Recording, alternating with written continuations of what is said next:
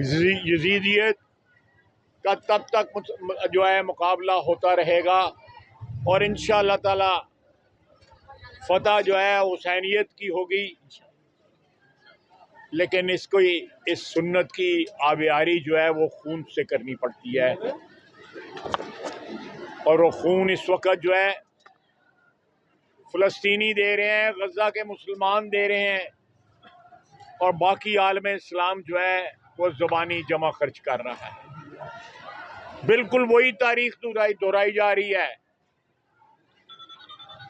उस वक़्त भी लोग मसलतों के शिकार हुए, उस वक़्त भी इक़्तिदार जिनके पास था लोग उनके आगे सरनगू हुए और नबी सल्लल्लाहु अलैहि वसल्लम के खानवादे के साथ कोई खड़ा ना हुआ।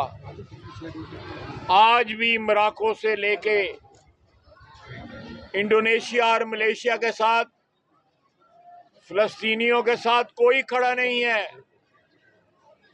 वो सुन्नत पूरी कर रहे हैं हुसैनियत की, करबला की। अल्लाह ताला उनकी मदद के लिए आएगा, अल्लाह और अल्लाह का रसूल सल्लल्लाहु अलैहि वसल्लम उनकी मदद के लिए आएगा। अगर हमने कोई सबक हासिल करना है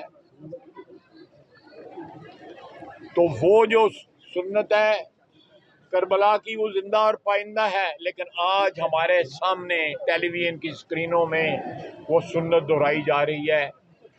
अल्लाह से दुआ है कि हमारे ईमान को ताज़ा कर दे। शुक्रिया।